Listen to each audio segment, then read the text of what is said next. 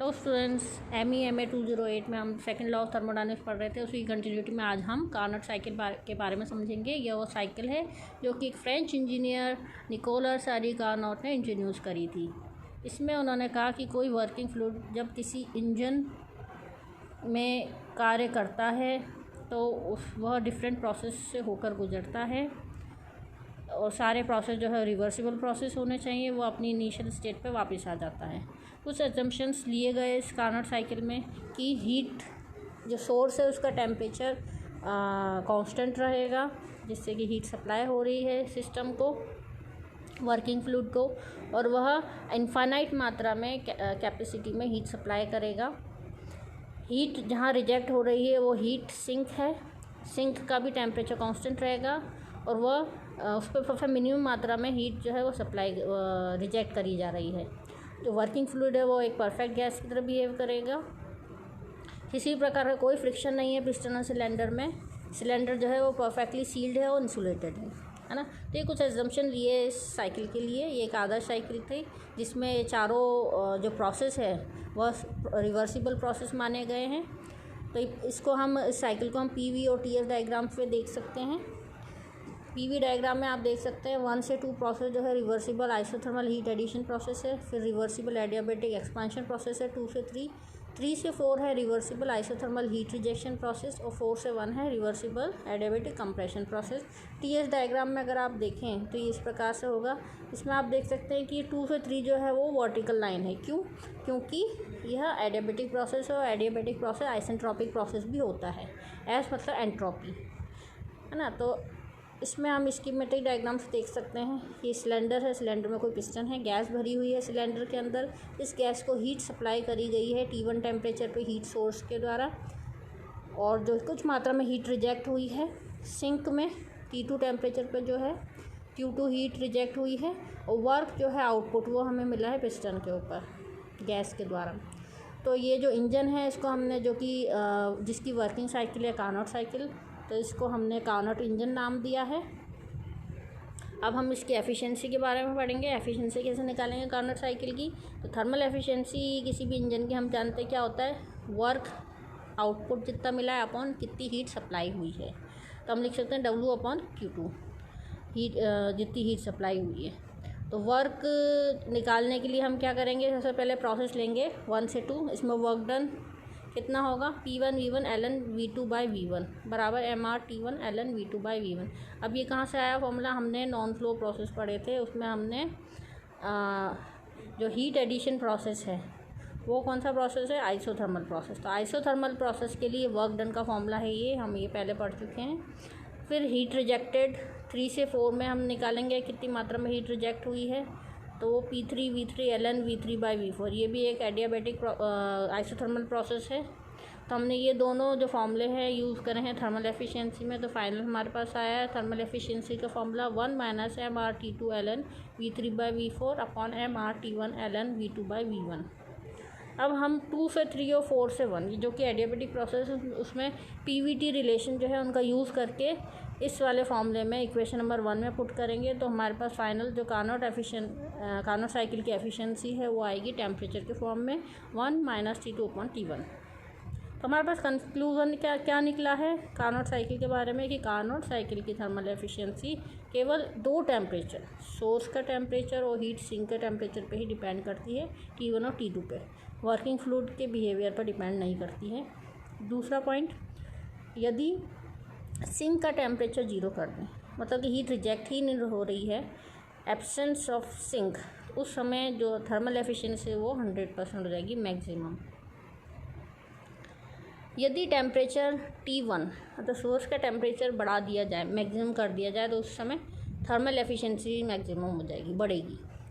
यदि सिंक का टेम्परेचर बढ़ा दिया जाए तो थर्मल एफिशिएंसी उतनी कम होगी, जितनी हीट रिजेक्ट होगी उतनी ही थर्मल एफिशिएंसी कम होगी। यदि सिंक और सोर्स दोनों का टेम्परेचर बढ़ा दिया जाए तो किसी प्रकार का इंजन कोई कार्य नहीं करेगा, थर्मल एफिशिएंसी 0 होगी, है ना। तो कार्नोट साइकिल एक आदर्श साइकिल है ना, जो कि प्रैक्टिकली पॉसिबल नहीं है। थर्मल एफिशिएंसी इसमें 100% होती है इंजन की, पर ऐसा प्रैक्टिकली पॉसिबल नहीं है।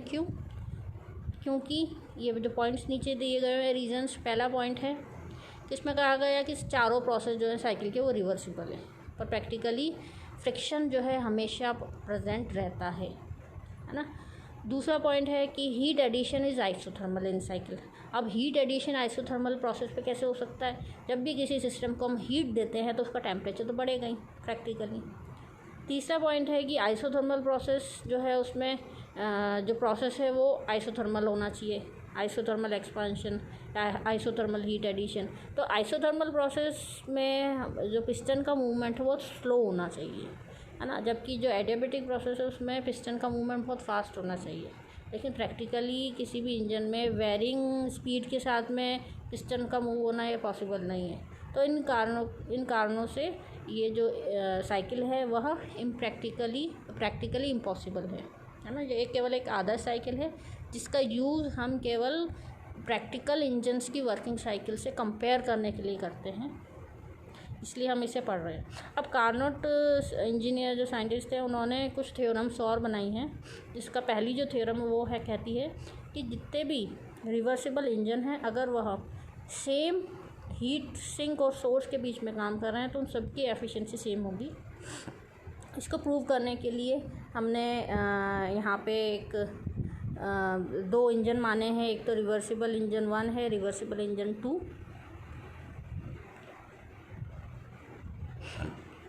तो इनको माना, पहले तो हमने इसमें एज्यूम करा कि दोनों की एफिशिएंसी समान नहीं है, फिर दोनों को सेम हीट सिंक और सोर्स के बीच में हमने फिट करा है। उसके बाद में फाइनली हमने कंक्लूजन निकाला कि ना इस प्रकार से ये दोनों की एफिशिएंसी समान होगी। तो हमने केवल इस थ्योरम को प्रूव करा है यहाँ पे।